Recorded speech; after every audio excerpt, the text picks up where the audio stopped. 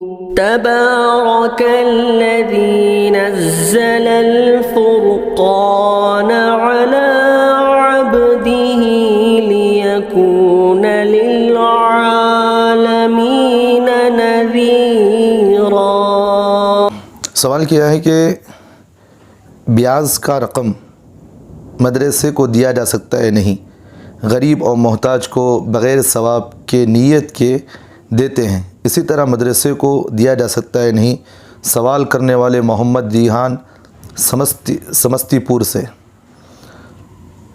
دیکھیے، سود کے جو پیسے ہوتے ہیں اور جو حرام کے پیسے ہوتے ہیں، چاہے وہ سود ہو یا بیاض کی جو رقم ہے، یہ جتنے بھی حرام رقم ہوتی ہے، اس کا اصل حکم تو یہ ہے کہ جس آدمی سے آپ نے لیا ہے اس آدمی کو کسی بھی طریقے سے پہنچانا یہ آپ کے لیے ضروری ہے۔ جیسا کسی آدمی نے بینک میں پیسے رکھا تھا اور وہاں سے اسے اس پر انٹرسٹ ملا، تو کسی بھی طریقے سے بینک کو واپس کر دینا آپ کے لیے ضروری ہے۔ یعنی تو کوئی آدمی کسی کو بیاض پر پیسے دیتا ہے، اب وہ پیسے اس کو زائد ملے، قرض دیا تھا اب اس کو پیسے زیادہ ملے ہیں، تو کسی بھی عنوان سے اس کو پیسے کو واپس کر دینا ضروری ہے۔ جہاں سے پیسے آئے ہیں ان پیسوں کو اپنی جگہ منتقل کر دینا یہ ضروری ہے۔ اور دوسری بات تو یہ ہے کہ مدرسے کے بچوں کو اگر آپ وہاں نہیں پہنچا سکتے جہاں آپ نے قرض لیا تھا یا جہاں سے آپ کے سودی پیسہ آپ کو آیا ہے، آپ وہاں نہیں پہنچا سکتے کسی بھی عنوان سے، تو آخری درجہ یہ ہے کہ غریب اور فقیر کو آپ بغیر ثواب کی نیت سے آپ ان کو دے سکتے ہیں۔ اور اس میں ایک بات یہ ہے کہ مدرسے کے طلباء کو دینا، دیکھیں مدرسے میں جو طلباء پڑھتے ہیں یہ علم نبوت حاصل کرتے ہیں، اور علم ایک نور ہے، اور نبوت والا علم یہ تو اعلیٰ درجے کا ایک نورانی علم ہے۔ اس علم کو آدمی گندے مال دے کر لوگوں کو بچوں کو کھلائے گا تو وہاں سے جو علم کی جو نورانیت ہوتی ہے وہ ختم ہو جاتی ہے، اس لیے آپ وہاں نہ دیں۔ اگر ہاں کبھی اس طرح کا معاملہ آ گیا مدرسے میں دینا پڑے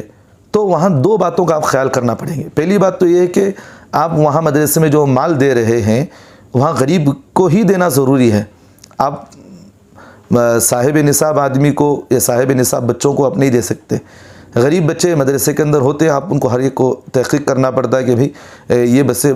یہ سود کے پیسوں کو غریب بچوں کو کھلا دے۔ اب استاد کے حوالے کریں گے، وہ استاد چاہے تو انفرادی طور پر بھی استعمال کر سکتے ہیں، اجتماعی طور پر ہرگز استعمال نہیں کر سکتے، کیونکہ اجتماعی طور پر استعمال کریں گے تو وہ پیسہ غریب بھی کھائے گا اور مالدار بھی کھائے گا، تو اس لیے اجتماعی طور پر استعمال نہیں کر سکتے۔ ہاں کبھی خدا نخواستہ آپ کو لیے دینا پڑ جائے، میں یہ کہہ رہا ہوں دینا پڑ جائے، تو آپ کے لیے وہاں ایک ذریعہ تو یہ ہے کہ غریب ہی کے آپ حوالے کریں۔ لیکن عمومی طور پر تو بات یہی ہے کہ مدرسے کے اندر جو پیسہ دیا جاتا ہے وہ ثواب کی نیت سے دیا جاتا ہے، اس لیے آپ وہاں مدرسے کے نہ دے تو بہتر ہے، کیونکہ ثواب کی نیت سے سودی رقم کو دینا یہ حرام ہے۔ اگر کوئی آدمی ثواب کی نیت سے سودی رقم صدقہ کرے گا، کسی کو دے گا، تو وہ اسلام سے نکل جائے گا، کیونکہ ایک حرام مال کو ثواب کی امید رکھ رہا ہے، اور جس چیز کو اللہ نے حرام قرار دیا اور وہاں آدمی کو نیکی کی امید کرنا، گویا کہ اللہ کے حکم کو توڑنے کا مترادف ہوگا وہ۔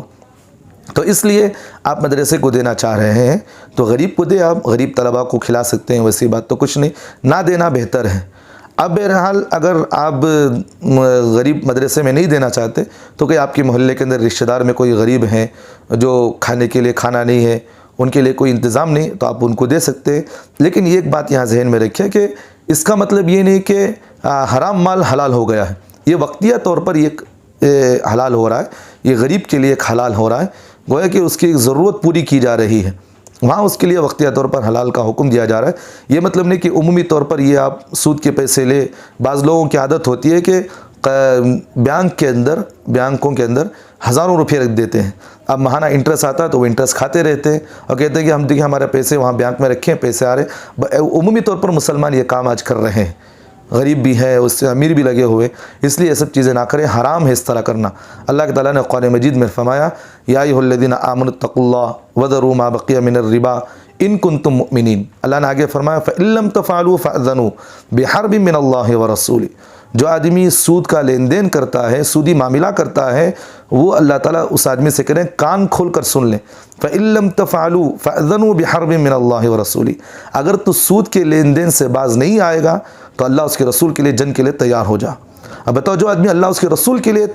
اللہ اس کے رسول کے ساتھ لڑے گا، وہ کیا دنیا آخرت میں کامیاب ہو سکتا ہے؟ کبھی بھی وہ دنیا نہیں جیت سکتا ہو۔ تو اس لیے سودی دھندے کرنے والے یہ سب چیزوں سے پرہیز کریں، اور ان لوگوں کو آپ اگر محلے میں کوئی آدمی اس طرح ہے تو آپ کے لیے ذمہ داری ہے ان کو سمجھائے، ان سے آپ قطع تعلق رکھیں، ان کے گھروں میں کھانا پینا بند کریں، ان کی بچیوں سے شادی بھی آپ نہ کریں، کیونکہ